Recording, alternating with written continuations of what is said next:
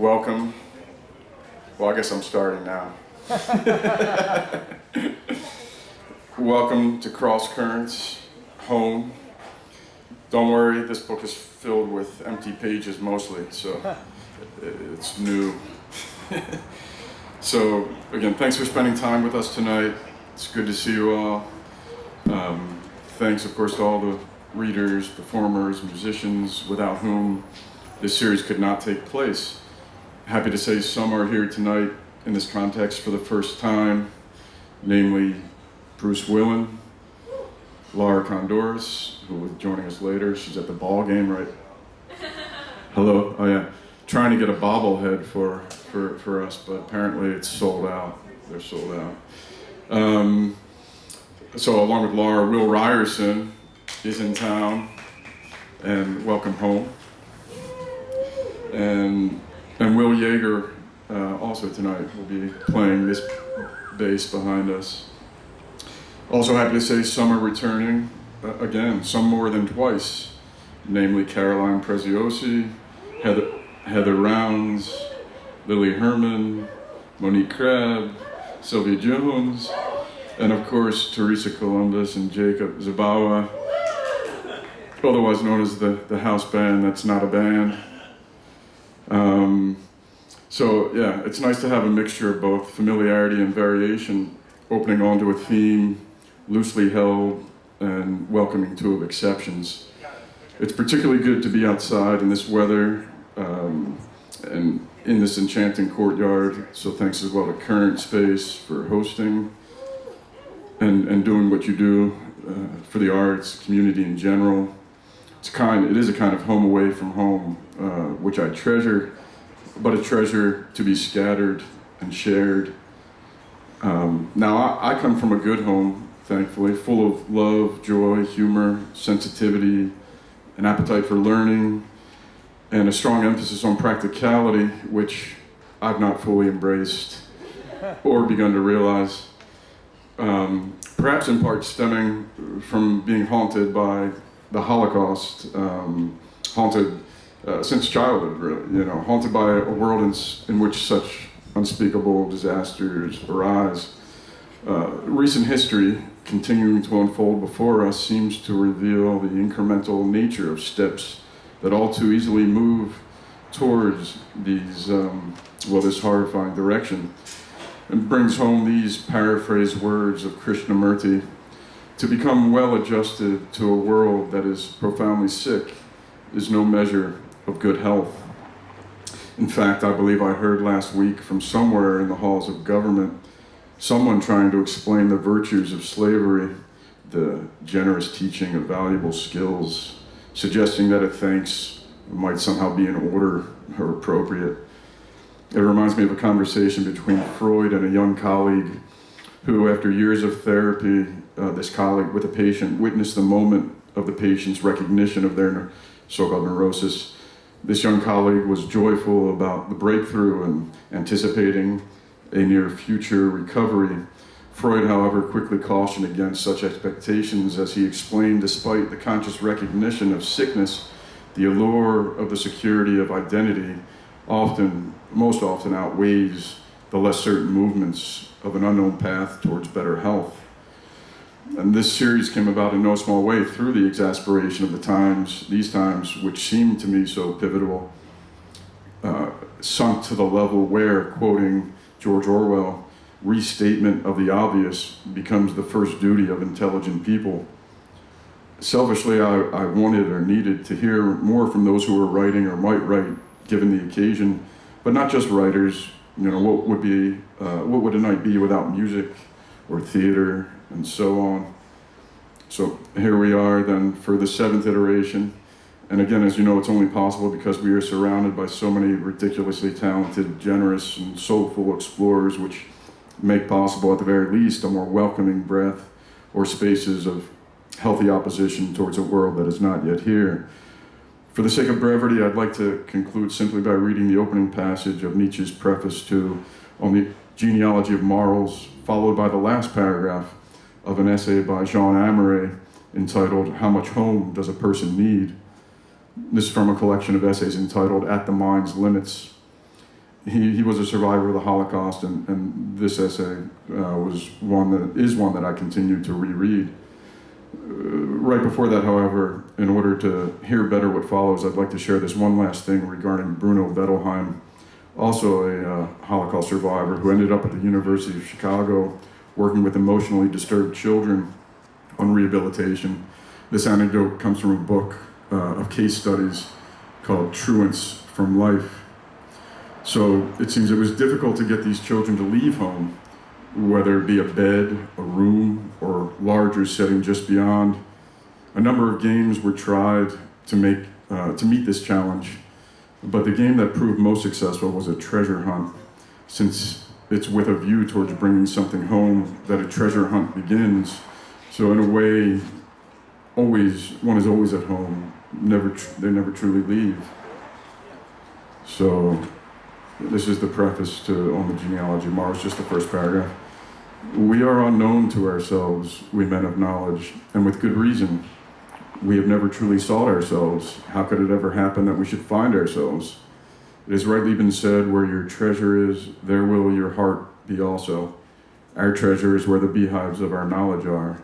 We are constantly making for them, being by nature winged creatures and honey gatherers of the spirit. There's one thing alone we really care about from the heart, bringing something home. Whatever else there is in life, so-called experiences, which of us has sufficient earnestness for them, or sufficient time? Present experience has, I'm afraid, always found us absent-minded. We cannot give our heart to it, not even our ears. But thankfully, we have a listening crowd. So this is the last piece from John Amory's How Much Home Does a Person Need? That everything flowed off like a great rain was experienced more profoundly by those who survived the Third Reich and had the time to come to terms with themselves. At the latest, they understood it on the day when for the first time they felt themselves aging. One ages badly in exile. Because a human being needs a home. How much of one? That, of course, was not a genuine question, merely the wording of a title about whose success one can argue. How much home a person needs cannot be quantified. And still, precisely at this time when home is losing some of its repute, one is greatly tempted to answer the purely rhetorical question and say, he needs much home, more at any rate than a world of people with a homeland whose entire pride is their cosmopolitan vacation fund can dream of. One must resist the inadmissible heightening of emotions, which would tear us from the sphere of reflection into sentimentalism. Nietzsche comes to mind with his cawing crows flying toward the town with whirring wings and the winter snow that threatens the solitary one. Woe to him who has no home, the poem says. One does not wish to seem effusive and suppresses his lyrical reminiscences. What remains is the most matter-of-fact observation. It is not good to have no home.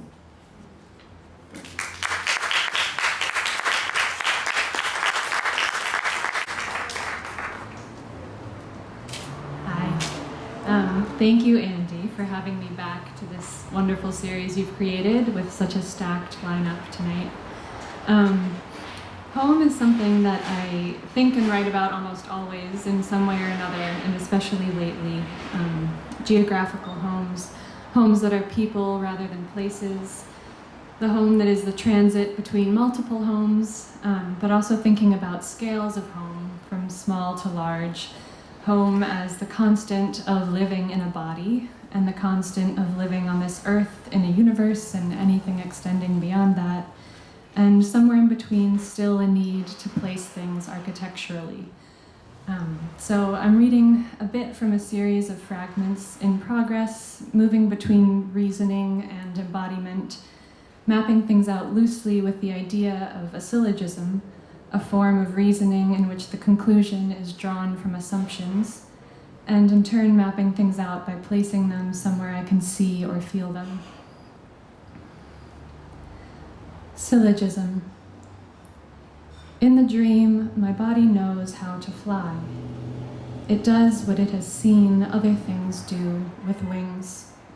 Not magic, but mechanical, in order to see from this height the absence of boundaries. the last gasp of might into meaning. But weight follows a fall, drought aspires to fire, and we make war if we make love, all bodies entangled with matterless things. Here is a room with you in it. The work is a window at the edge of articulation. The work is a mouth you keep, hidden under habit. Syllogism. All bodies break and cease, but what is worse is they continue sometimes. Therefore you live with the loss, you are awake with the fear of having ruined your body avoidably. Or what is worse, forgotten the lesson of that death we witness through a threshold in order to abandon longevity in favor of legacy. Syllogism. The work is alchemical. The photograph gives back only half of the bird surrendering to light. Document before perception. We are never one static thing before the other. Syllogism. But the truth is, I have forgotten most of my life where it happened, and retrieved it only partially, as an object and its shadow, gaining definition with proximity. Or how often we find we've asked for the knot our hands are stuck in, chased the length of something into its inevitable tangle, and found we are not holding but held, and think perhaps the original thing is not sin but loss, and now we must always have something to empty our hands of.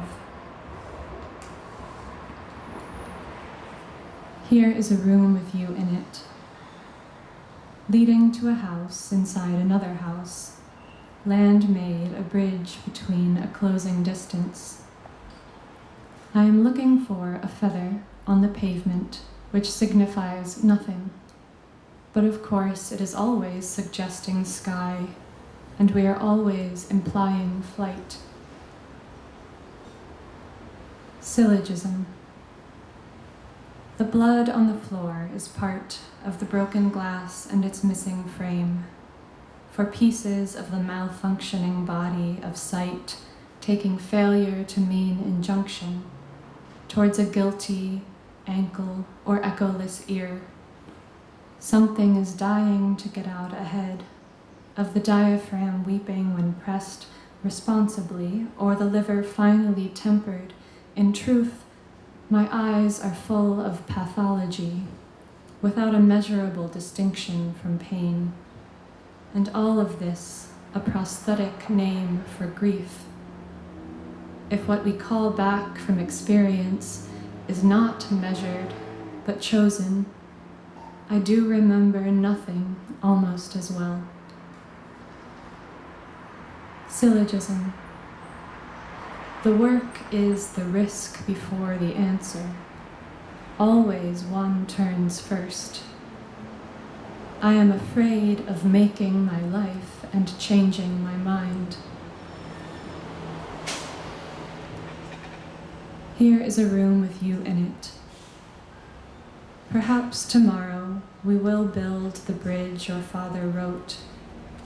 Distance or declivity, no chance, no parts, no object but what touch breaks in a faltering sense, carried by the time it reaches. Syllogism.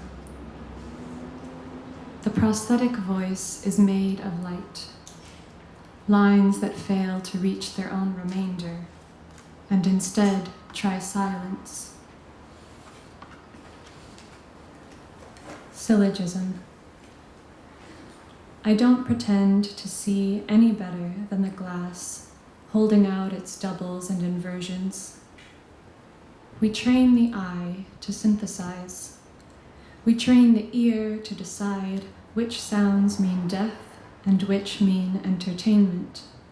Which structure holding us together come the wind or fault line, when even so there will be no simple way for the bullet in the hand to drop, or break open the flood I think I'd volunteer to drown in. Syllogism. Pentecostal object, you borrow flight before wings, and the smoke, it comes from somewhere. Here is a room with you in it.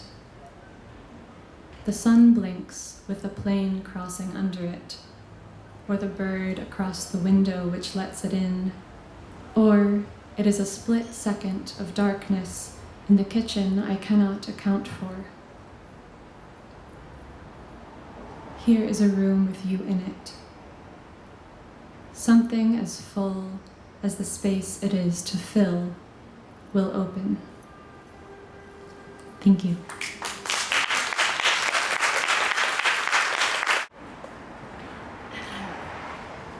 If you didn't catch that, my name's Monique Crabb. I'm going to share something that I wrote on a flight back to my hometown of Houston, and it's in memory of my brother, John Paul. And I wrote it on my phone, so I'm going to read it from my phone. I bought a one-way ticket to Houston. My brother died, John Paul. No, his heart didn't fail him from chain smoking.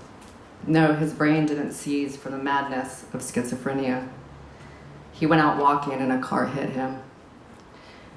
A hit and run left on the side of the road like roadkill. What kind of cruel fucking joke is that? Mom tried to take her life.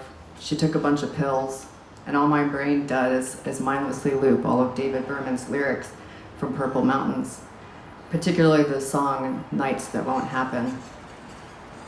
I'm on a plane, it's about to lift. I smell the grease of fast food. My stomach is turning. Is anyone else as sad as me right now? Is anyone as stunned? I know people on this plane have suffered, but it's really hard to see that. The plane is taking off. A wave of nausea rushes through me. I feel alone, almost invisible. Has anyone noticed my tears? My flight has a baseball team on it, and there's a man whose 60th birthday is today, and it's his first time flying. The stewardess has everyone close their shades and press the call button. Then we all sing the most pathetic happy birthday song I've ever heard in my life. I think about the summer of 2017 when I flew to Houston to finally spread my dad's ashes after carrying them around for 15 years. I thought I'd vomit from the anxiety of it all, and that maybe I actually couldn't listen to Sherman Alexi's memoir, You Don't Have to Tell Me You Love Me, on a plane with a bunch of strangers. But I did, and I swallowed the urge to fall apart. I remember Sherman's poem, Flight Hours, about how birds, after striking glass, will lay stunned on the ground, but can eventually get up. And when they do a circular walking dance and shake their wings to help regain themselves, to shake the trauma off, to remember how to be a bird again. And here I am, once again, filled with anxiety, flying to Houston. I wonder how long I will have to shake my body to regain my humanness. I shit 5 times this morning. My sadness, my loneliness, fear, anxiety, they go to my stomach. It's where I harbor most of my grief. And now I'm listening to Ocean Vuong's novel On Earth We're Briefly Gorgeous, and I just know it's a memoir, but it's called a novel, and it's what I've been wanting to write myself. A story of my life, but call it whatever it needs to be called. I mean, really, who cares what it's called? Stories are just stories. Who is to fact check your life? Besides, what really happened? Can I rewrite Mom's story like Robert's? Can I say someone died of a broken heart? Do we really have to call it suicide? My head is aching. The man sitting diagonal to me is scrolling through the photos saved on his phone. He stops at a video of a man lying in a hospital bed and another man who is leaning over him, rubbing his stomach in a circular motion. then rubbing the spot over his heart in the same healing manner. You see, you're not alone. Thank you.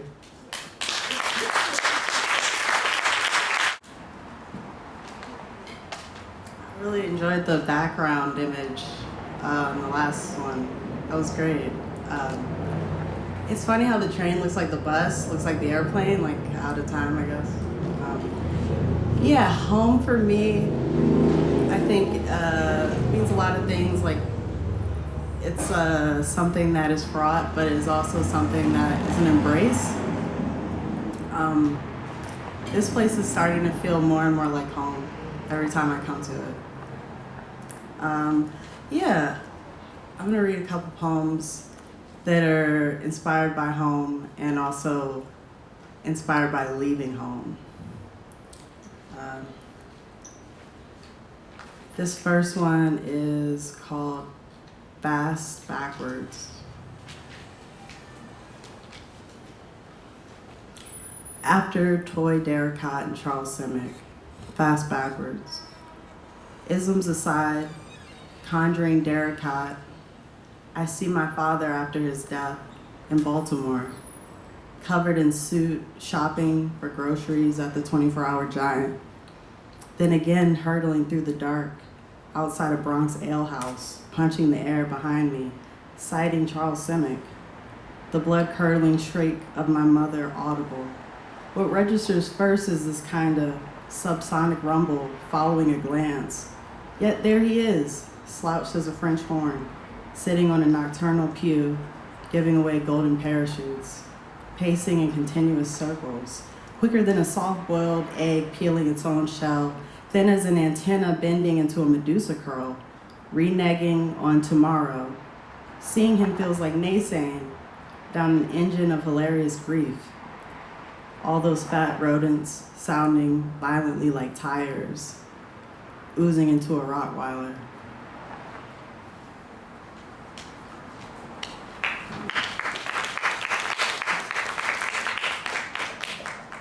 This is a poem inspired by the first time I went to Cleveland and Ohio. Juneteenth at Red Lobster. Ohio, I would just like to say, is a real understated, like, to me, I think it's the sun. I really, really like Ohio. And yeah, I don't know if that's something that makes me seem cooler or less cool. But here we are. Juneteenth at Red Lobster. Remember the morning you were livid at me in the Marriott lobby elevator for taking a piss in our crooked-ass shower in our crooked-ass bathroom on the 17th floor of the Cleveland Marriott suite, room 721, indeed, yes, 721. All the while champagne was outpacing for our breakfast. With Lexi, they got 2 hash browns and 2 McGriddles. So I'll just say that our room cleaning individual at the Marriott's name was Champagne, but we never actually met them. But it was really nice because it was like, oh, Champagne is here. But also separately, yeah, I think the thing I liked so much about Ohio was that there were a lot of people there that reminded me of being in Virginia, which is another state that, yeah, has a lot of reputation and baggage. But nonetheless, that was it.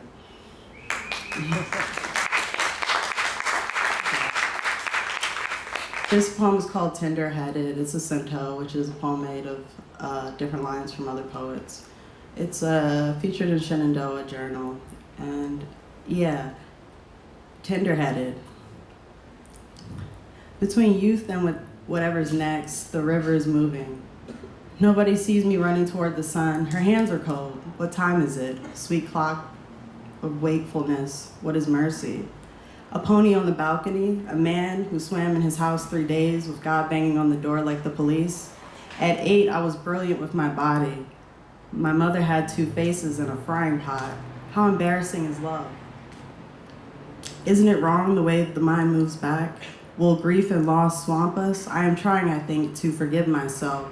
But in the geometry of my mind, I'm at a double wake, discussing politics with an unemployed butterfly. The musk of rotten apples everywhere. I don't know what pain is. Do you know what pain is? Can beauty save us? Yesterday echoes from the handball courts nearby. What was incomprehensible will be comprehended. Forget the world's smallness. I'm tired.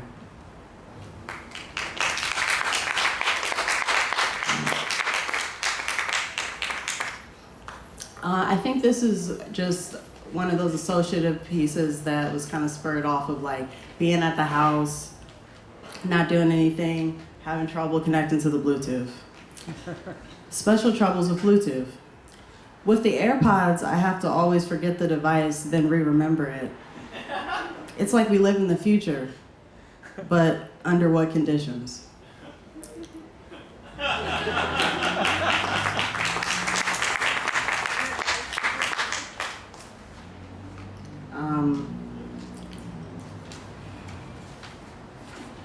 This is called To Be a Dog.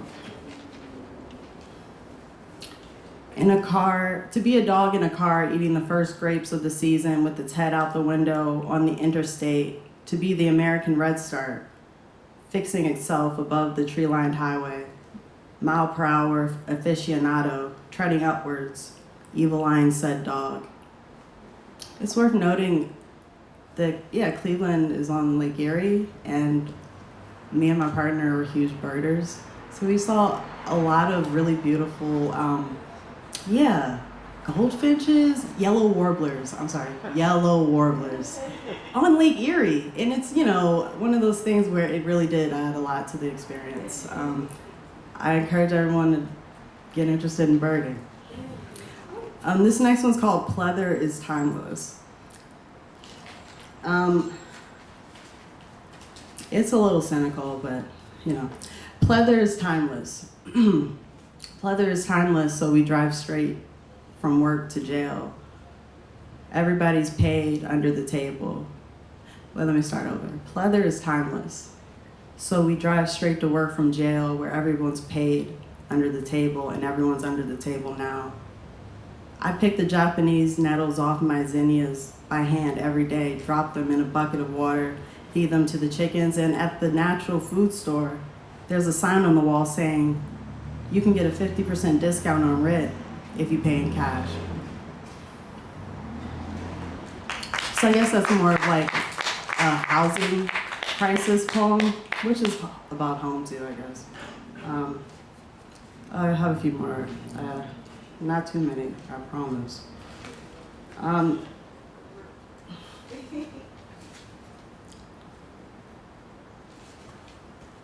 Okay.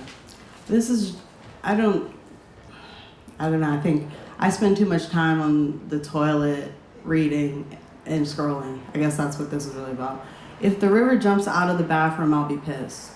But also, I'm sorry, I'll spend too much time on the toilet reading and doom scrolling about climate change thanks to Apple News, like everyone else, I don't know.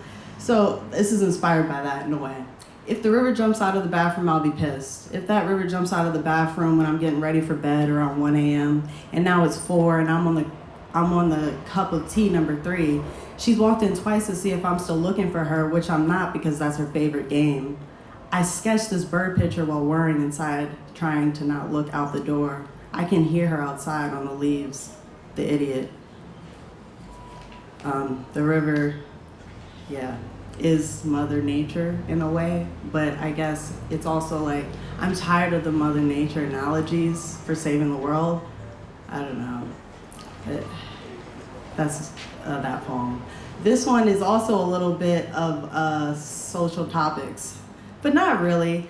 I think a lot of my topics, I'm just trying to grab your attention, right? So, if you're looking for something on like Craigslist, you're gonna search a specific thing for like mid-century modern.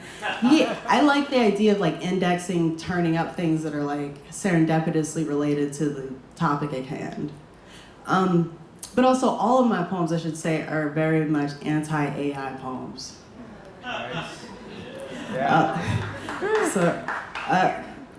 This one's called Good Propaganda Involves Real People. Good propaganda involves real people, like working at the grocery store, but for more money. I still don't know what nepotism is if success is the ability to get your friends a job. Mid-thought, I think Google knows me better than my friends. Who cares if people only like you at parties and soirees? Just because I don't know what nepotism means? Boy, oh boy. Gerrymandering is like beauty.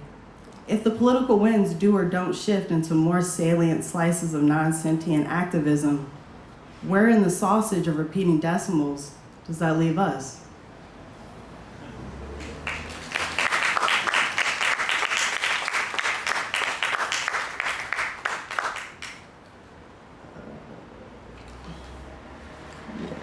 Okay, so this is like the last one, I promise. Black Butch Blues #1. If crows are women, scarecrows are men. If something's green, it can always become purple. Thank you so much.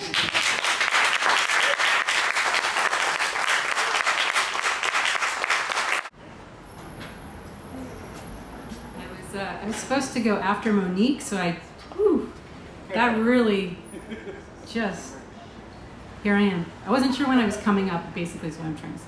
I'm here, and I'm very happy to be here. Thank you, Andy, and I'm really excited to be with so many great writers and musicians. This is a cobbling together of a much longer work in progress. 1, I don't take up too many pandemic hobbies, but one of my distractions from the many kinds of grieving is reading physics books. I fail to understand them for the most part, the content too dense, the words mostly impenetrable, but I like how small it makes me feel. I don't mind how unsurmountable the sentences are. It reminds me of wandering museums, glass cases of ancient objects, oxidizing pendants, coins, mummies, artifacts looming. My irrelevance in these spaces is a comfortable blanket. What sticks of the physics books? Not much, other than we are just particles and light. I've always liked that thing about us being stars. 2, I'm increasingly addicted to feeling small and inconsequential this year, and would be just fine to remain compressed down by this massive, frightening world. I want to nestle down below everything and stare up dumbly. I want no expectations that I'll spring back, that everything will be fine. I read Frank Wilczek's physics book, A Beautiful Question, and learn about platonic solids and the geometric stone spheres of Scotland. 5 carved stones, probably a dice game, from circa 2000 BCE. Maybe the earliest representations of the biosphere's simplest creatures, including viruses. Hepatitis B is shaped just like these ancient dice. It's more complex than that, but this is the extent of how I can boil it down. A virus and an ancient game exist as the same shape. Maybe my pursuit of knowledge is really a desire to know nothing's really new. The world is knitted tightly with overlapping shapes and connections, lines between this and that, repeat, repeat, repeat. 3, this is the year to dread holidays. Yet it must be done for my son. We sit with my mother in our frozen yard, thumbing many red and green frosted cupcakes out of a plastic clamshell and slip them under our masks. It's the day before Christmas Eve, but it doesn't matter because days have turned into arbitrary things. My mother wears a t-shirt that declares her the world's best Nana. The pastel-lettered shirt, she explains, had been a Christmas gift from my father the year before. She wears no coat, just a thin cardigan. Later, when I bring my mom's lack of coat up to my son's father, he'll say he thought it was intentional. The t-shirt was a way to ensure my father's presence, and it couldn't have been seen under a coat. It's a connection I should have been capable of making myself. Something as simple as a shirt. The next year it will be better, I tell myself. 4, and then it comes, a new year. No longer the year my father dies or a pandemic is born. There's the possibility of letting go a little, of breathing a little easier. I've always bought into such constructions, the clean slice that comes with the change of a single minute, in with the new. 5, slumped Faced over the kitchen sink in the shrunken house, NPR tells me it's fine to move a little slower this dark winter, to not worry so much about the big picture, because unprecedented times warrant self-care. 400,000 are dead, and soon it will be 700,000 and then 1 million, and it won't ever stop. The Capitol has been literally shit upon. All this slows me down, but my son's father is acquiring a terrible quirk of charging through the kitchen, forcing his way past the narrow spaces and into the corners without an excuse me or a pause so I can accommodate his rapid motion. His too quick opening of the cabinets, his storming of the sink, it decelerates me all the more. This is how we fail to be together. Our anxieties manifest in incompatible ways. Him a heavyweight and me an absence in the making. 6. In that short stretch where my son naps, I watch the Derek Chauvin trial. There's talk about the last flickers of George Floyd's life, how the oxygen was starved out of him, how the ungripping of his hand at the tire shows the moment it happens. I watch as the court offers me videos from all angles, carefully parsed out by minutes and seconds. I listen to all the explanations of Floyd's autopsy and all explanations of what happens to our bodies when air is denied. I'm a horrible voyeur, and it's another way that I'm not who I'm supposed to be. 7. While I become too slow and my son's father too quick, my son has gotten too large, giant really, and no corner of the shrinking house is spared his demands. The giant is wild and naps less and less, and my world is more troubled for it. In those midday hours previously reserved for sleep, I do the only thing I can think to do, and I release him into the yard. He runs over the grass like a retriever, and eventually I try harnessing him by suggesting bird watching. Grabbing the binoculars, he insists on looking through them backwards, claims he can see it all. Because my son is larger and wilder, I'm too focused on his well-being. It's here that anxiety creeps in. The more he changes, the more anxious I become. I'm confused by the fragility of life. I stare at the curve of muscles in his long neck, and I wonder if it's a growth. For 2 nights in a row, he throws up in his bed. One day he chokes on a cracker. The next week on cereal. These incidents gather and replay in my mind. It's possible this giant wild child's body is failing. His complexion paling and sallow green under the light of the bathroom, where I run the thermometer over his head hour after hour. When he asks why, I tell him it's a game. Neck growth, vomit, chokes, sallow skin. My son must have an underlying condition. But his father tells me he's fine. I nod. It's been so long since the child was truly exposed to the world. What could possibly be killing him? But 1,000 pinpricks cover my skin. A buzz hovers just above my sternum, my jaw clenched. I wake up this way, long before the sun, because I can't shake the feeling of inevitable disaster. 8. Then comes the summer of fooling ourselves into thinking everything will be fine. The father of my son ceases storming through the kitchen. I spring back some, not so compressed. I return to work full time, and the child goes to summer camp and reunites with friends and teachers he hasn't seen since he was 2. A whole building of faces he doesn't remember. For the first few weeks, he comes home with plastic shopping bags of urine-soaked underwear and pants. He comes home flushed, drooping-eyed, squirming, thrown into a world. And although I can tell he wants this world, and he will be good at this world, it begins by wrecking him. With time, I no longer believe he's dying. I learned to breathe easier, bristle less. I still take his temperature every morning before he leaves the house, though. But it's only because I know the preschool will take it there before he can be granted permission to enter the big electric blue doors. And if there's a fever, I want to know first. I want the impossible ability of always being out in front.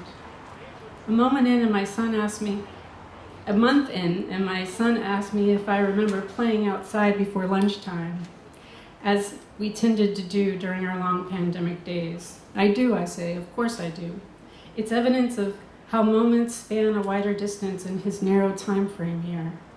That the past years seem so far away to him confirms to me that it will mostly slip from his mind. I, on the other hand, am a vast splayed open universe. Everything sucked in and jumbled up. Nothing seems to be leaving me. But I'm surprised at how quickly nostalgia comes. There's almost the halo of an ache around it. I think about the two cream-colored hawks that would circle the yard before lunch, the child insisting on using the binoculars the wrong way, pointing them to the sky, incapable of capturing anything in those two tiny lenses. One thing I hope won't be lost, these moments when he would exit the house before the yard and declare, "It's a nice sunny day today." It's like he knew it was all so fleeting. Thank you.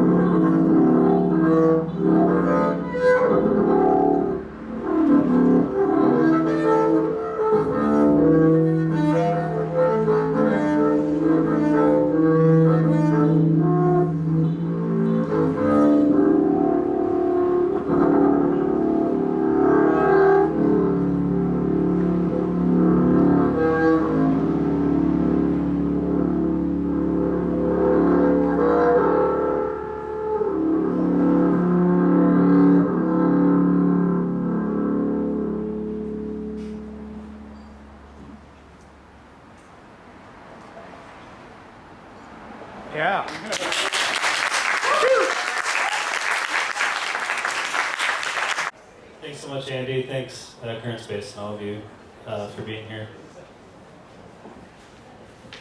I'm going to play a song. This song is called Part of Me, from my project called Giant Wave. And this song may or may not be about escapism through dreams, residual pandemic echoes, shifting definitions of home, travel and disorientation, and being in between, and or being in between two places. So hope you enjoy.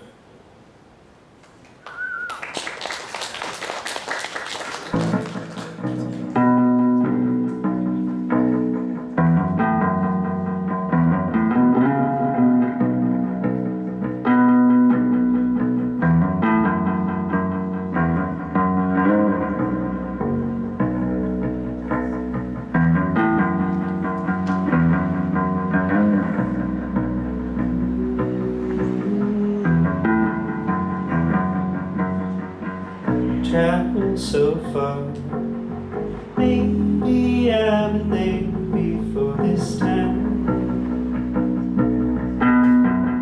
Step into it, tracing out the edges of my mind. Just colors left, passing through the signals of my dreams. Wake up from it.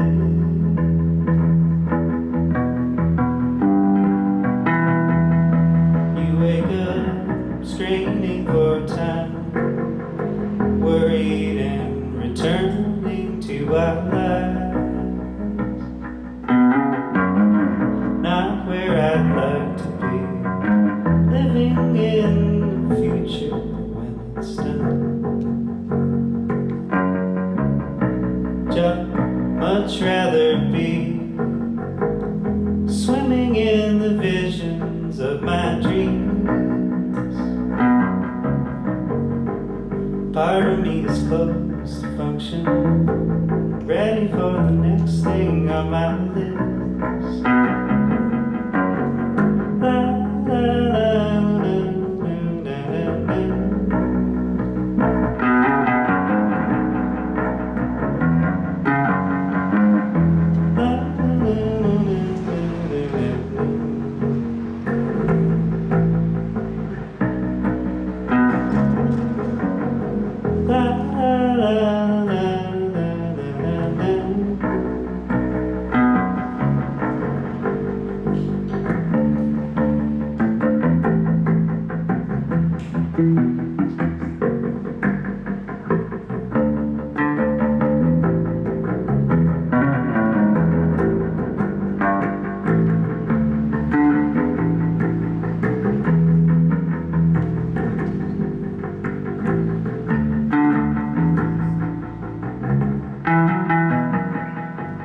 Part of me is close to function, ready for the next thing on my list, waiting for the fire. Well, part of me is close to function, ready for the next thing on my list, waiting for the fire. Part of me is close to function, ready for the next thing on my list, waiting for the fire. Part of me is close to function, waiting for the next thing on my list.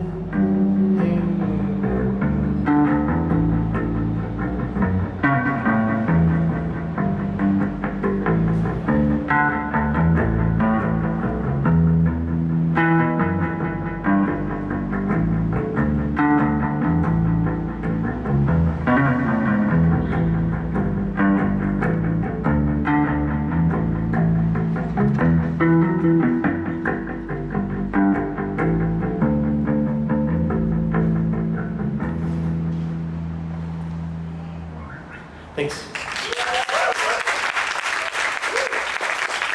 Thanks, everybody. Thanks for coming.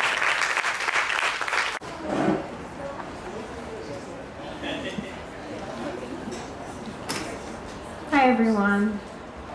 Hello. Thank you, Andy, as usual, for having me, and thanks, Current. I'm not going to preface this a lot. I'm just going to say that this is a piece from my book that I've never read in public before, and I wanted to dedicate this to my friend Lucy Kirkman, who was one of the first readers of it, and I just found out today she's been in a car accident and is very critical condition, and she was someone who encouraged me to make sure that there's a past self and a present tense self in this book. And when she read this piece, she said, stop trying to predict things as the past self, because she viewed it as a kind of cynicism. So this is in honor of her. In 1997, the year that I was 8, Holocaust books and porn websites made a confusing shared entrance into my life. I remember this blurred reel. Women squatting outside, pissing into piles of hay, children who hid by diving into outhouse excrement, diapers packed purposefully with filth, naked grandmothers cowering in fear, naked grandmothers oozing wideward on a bed, girls hung by their thumbs as the playthings of their captors, members forced down women's throats in parking garages while men stood over them and grunted in tongues I did not need to speak in order to understand. Most of all, I remember men from chat rooms who told me I was right to crave attention, that I deserved it, and exactly what I needed to do to keep getting it. My parents began and then protracted the messy business of splitting up. My brother found drugs and made a commitment to always be on them forever. I prayed to a construction paper angel above my bed, and the men were consistent. They wanted the same things over and over, and it was easy to deliver. I always loved words, and I learned very early on the ones they wanted to hear. As children, it was unthinkable that there could be such a hole in humanity. As adults, it's undeniable. He had explored the world in much the same unsupervised ways. When we met, I knew he had seen it too, and it pained him like it pained me. I now know that hole in the fabric is what he fell through, is the portal through which we lose so many people. Zoom out. Let it be about something other than the hand that touched you, hit you, held you. It's a legion of girls who were hurt, who sucked what was in front of them, who fell, and a legion of boys who were there to chase and chastise and fuck them. What if for one moment I could stop thinking about what he did to me, or what the boys did when I was 13, or what I did to people as I aged, without any of us knowing the words or rules or repercussions for our actions? What if instead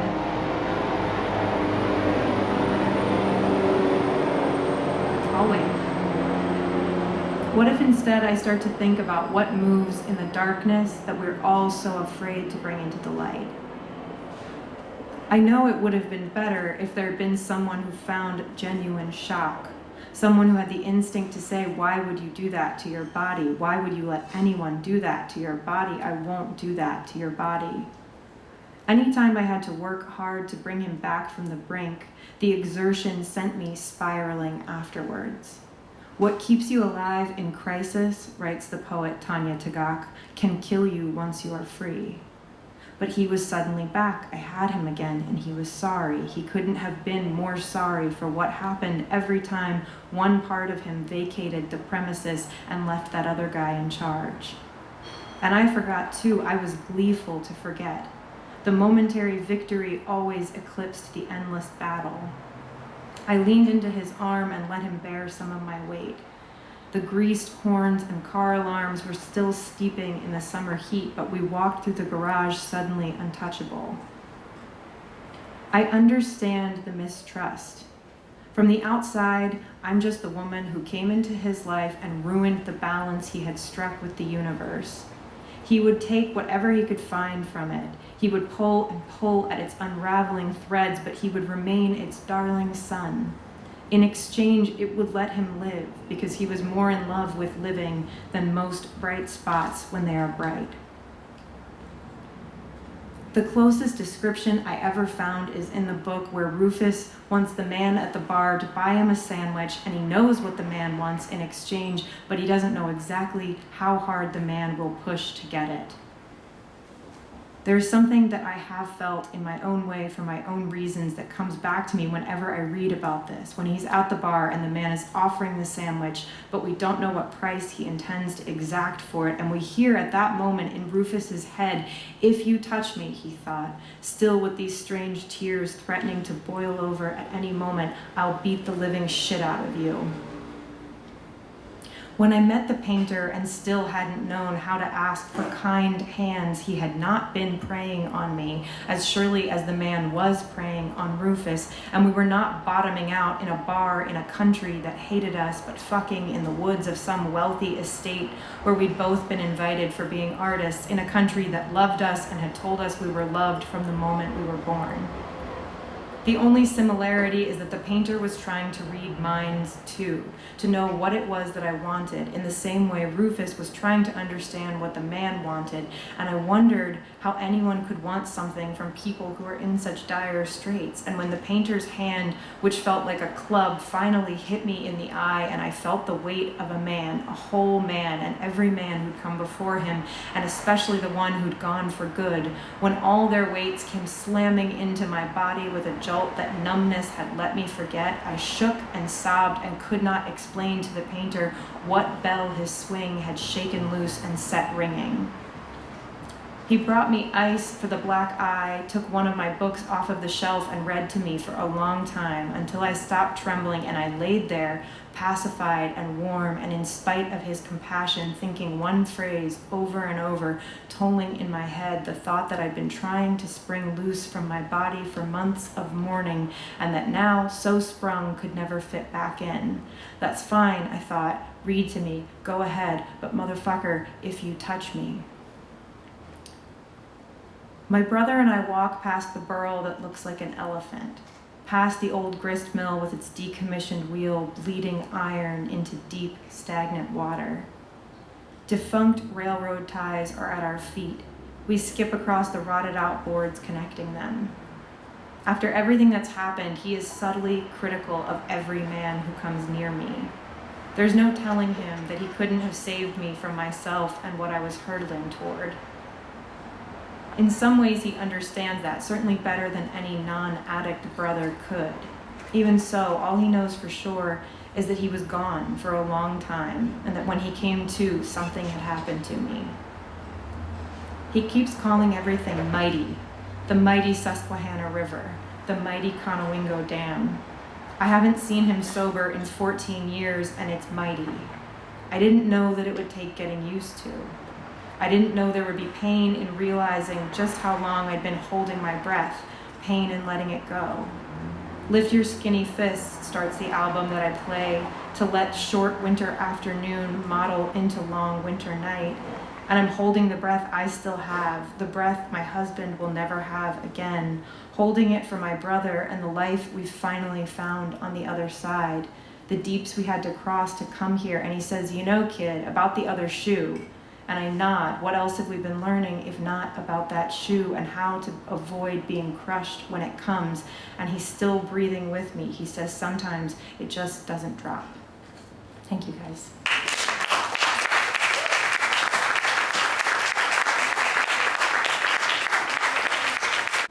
All right, how about that, Lily? Are you ready to laugh? Thank you so much to Lily for opening up for me. I think she really got the crowd, feeling good. Feeling like maybe they want to listen to jokes. I swear this is for real. And so as I was listening to Lily, I've heard her a couple of times read before in spaces like this, and at Crosscurrence specifically. And for real, my original plan was to come out of this garbage bag. And then when I was listening to Lily, I was like, Because I was just like, that's not gonna be cool anymore. I regret putting leg holes in this garbage.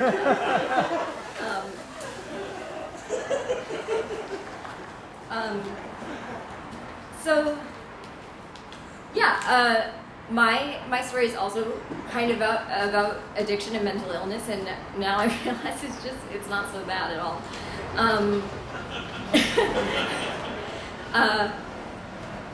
But the reason I was going to come out of the garbage bag is because I was raised in garbage. I grew up in a horde, and my mom, they say that hoarding is, at its essence, a kind of addiction, a kind of personality disorder, and a kind of mental illness whereby someone cannot correctly assign value to things. So for my mom, an old coupon section from 1992 of a newspaper that she never read might be just as valuable as her daughter having a birthday party. And it took me a really long time to come to terms with the fact that that's just what it is. She's a mentally ill person. But before then, I always just kind of thought she was making a choice, as I think a lot of people do when it comes to addictions and mental illnesses and things like that. So now, who's ready to get to the real jokes? So when they would ask me at school, what does your mom do? I would say nothing. And they would be like, no, what's her job? And I would say nothing. She doesn't have a job. And they would be like, so homemaker? And I was like, I don't think so. And they'd be like, well, does she stay at home? And I was like, mm-hmm. And they were like, all right, homemaker.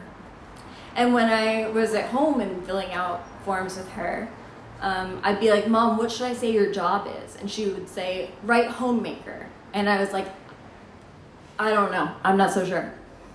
Because to me, a homemaker is someone who makes a home.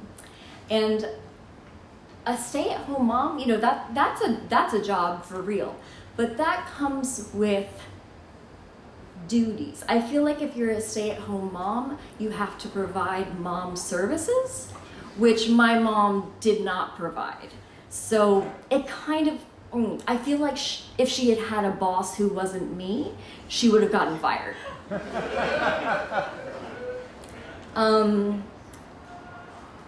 My mom's favorite activity, because she did not want to do any of the wholesome things I wanted to do, her favorite activity was talking on the phone to one of her 6 sisters. She's Roman Catholic, half and half Jewish. Her parents fucked up.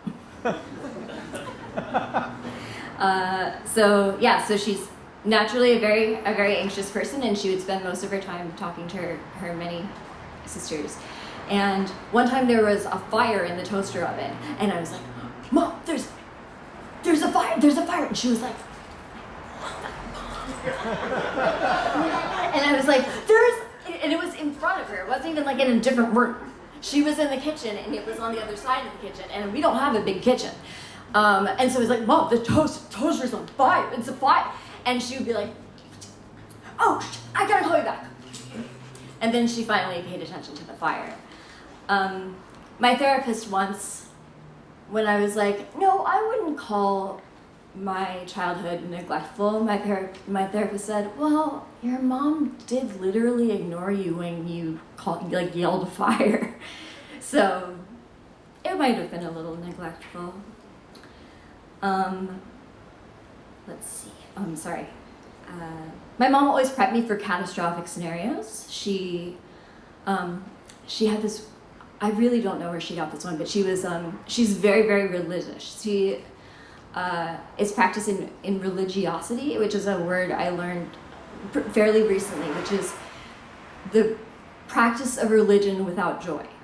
And that is how I would describe it. She goes to church literally every day, And she doesn't proselytize. She doesn't even like make casseroles for the church soup kitchen.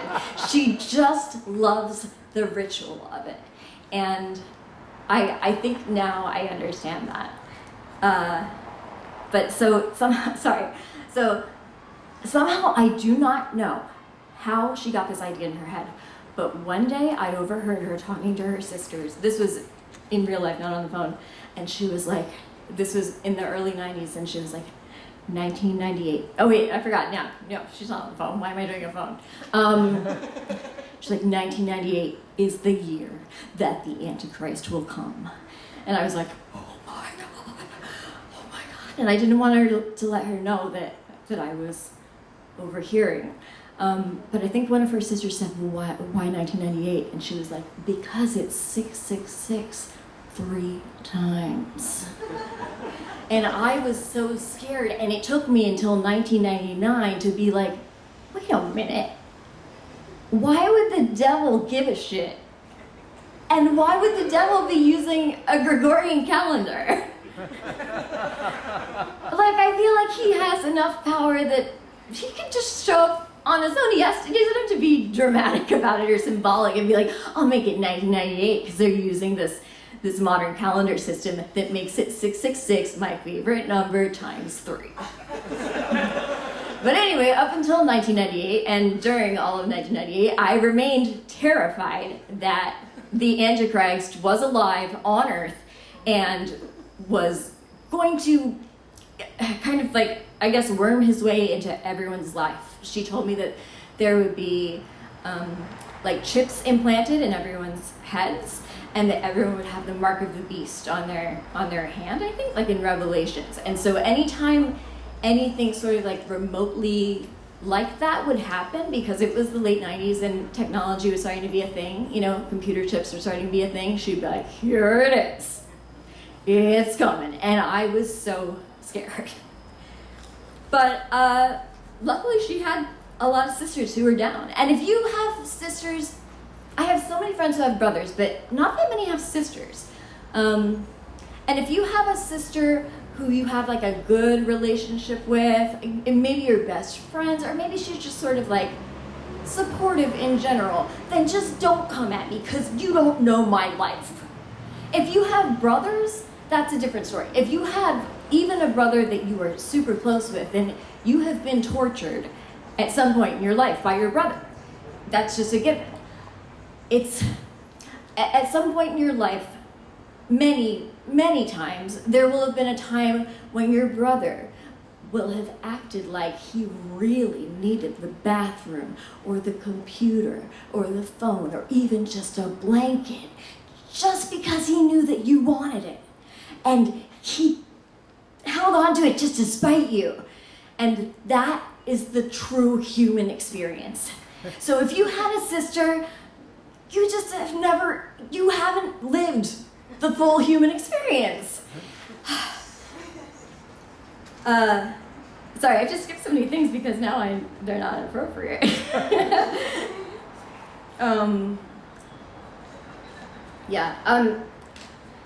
My mom was always really afraid of the government, putting chips in our heads, the government getting a hold of things. And one of those things is DNA. I got my dad to take a DNA test to be sure that it matched for reasons other than paternity. It's very, very obvious that I am my parents' biological daughter, which is a whole set of problems that I will maybe talk about during a different Crosscurrence. But I wanted to make sure that his DNA test matched mine. And I had taken 2. I took one from 23andMe and one from Ancestry.com. And not only did I find out that I am not 100% that bitch, no one in all of my ancestry has ever been 100% that bitch. I have ancestry from Ashkenazi Judaism, and I'm like a quarter that, I'm a quarter Italian, a quarter like Scottish, and then the other quarter is so many different things, including like West African, African American slave descendant peoples. and a little bit of Coptic Egyptian, which I think is really cool. But anyway, I have, I'm not more than a quarter of anything. And so I have just enough ethnicities of all of these things that I can be fucked up by them, but not nearly enough that I can make jokes about them, like in public, which I think is unfair.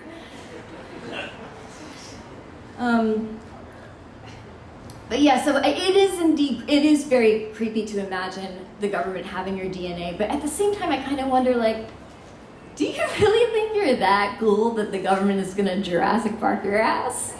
Like, they're gonna be like, all right, we've got a vial of John Gosselin, and we're gonna put it in this metal thingy, and it's gonna go in one of those little holder things like they have in Jurassic Park, and it's gonna go in a cryogenic freezer and be behind like multiple layers of things where you have to put up your whole hand to get in, and bulletproof glass. I just really feel like they're not gonna do that. And if they do, then I don't know, I probably deserve it. But DNA, it is valuable and it's sacred and it's yours. And yet, that has never stopped all the guys in the universe from busting theirs in your mom whenever they feel like it. Thank you very much.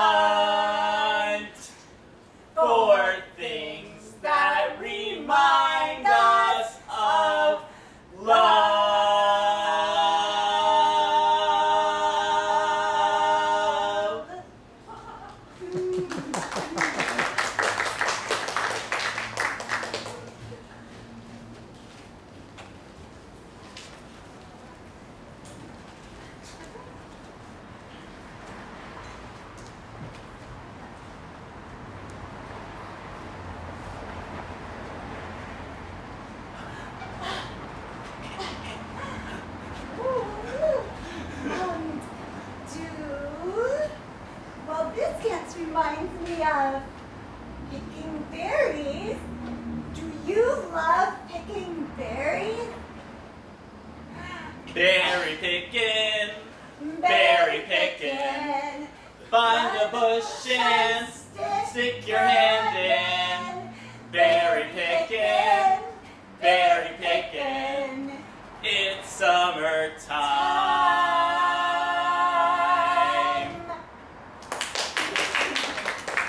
Yes. Oh, just as I expected.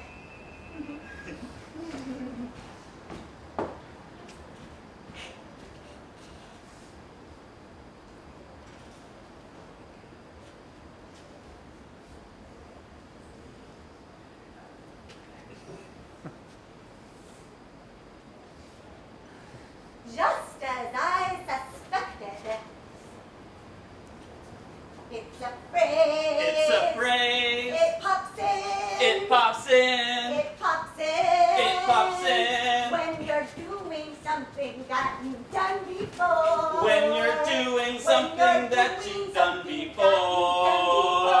It pops in. It pops in. When you're doing something that you've done before.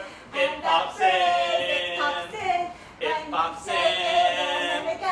When you're doing something that you've done before. It pops in. It pops in. When you're doing something that you've done before.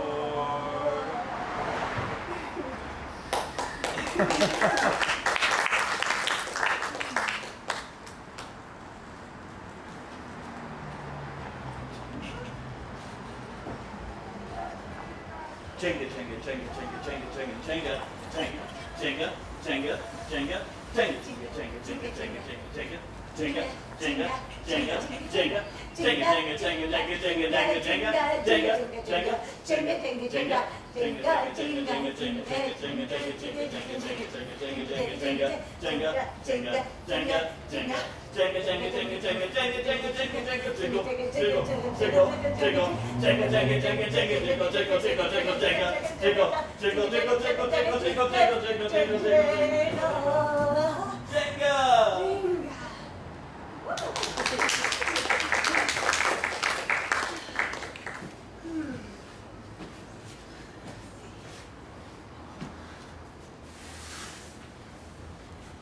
This looks like a romantic script.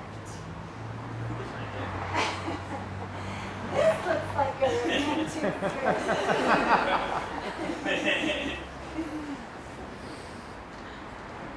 I recently had the honor to perform love MC duties at my friend's wedding. They found a loving home in each other, so I'll perform that piece for us now.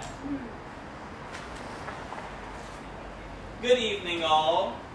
Good evening, birds and bugs, moss and ferns, big critters, small critters, the bubbling brook, the humidity and dew, and oh, also all of you. I asked some folks to describe love. Some who have experienced love, some of you. This is what they said. It's a beach and an ocean connecting the beach. A dance of tumultuous passion. Two people tumbling in a dryer, constantly catching each other. It's a rainbow with notes on each color. Love is when your face gets so close to someone else's face that it gets blurry. And also, it's when the colors orange meet blue. Then they said their vows and they kissed. Yeah! Oh, yeah!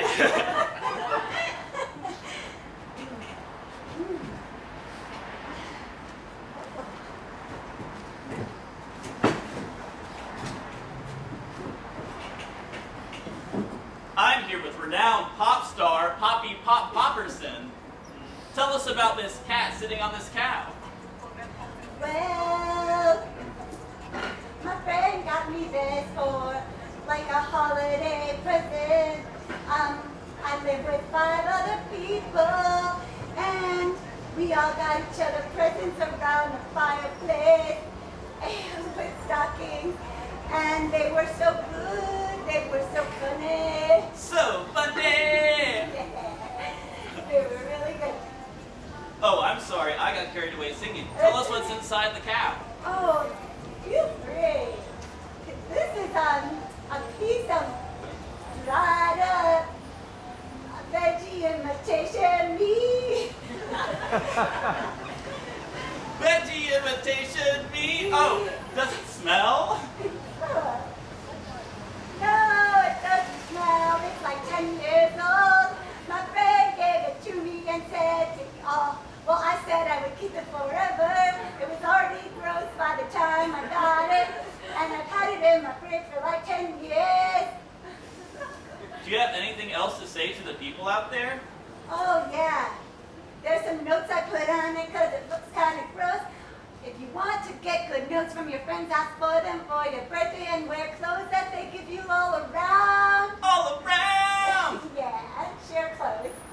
Share clothes!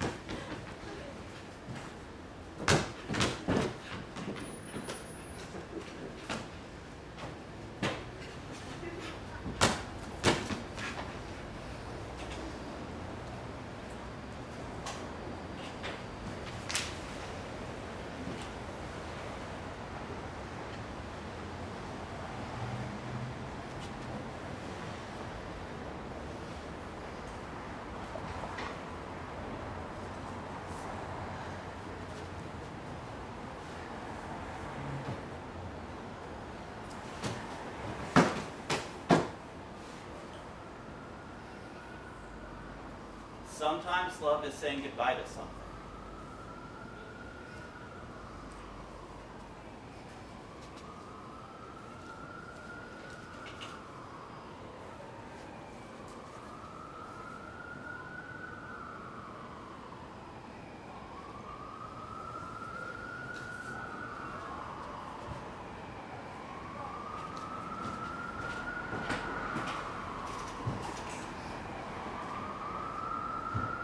That's all.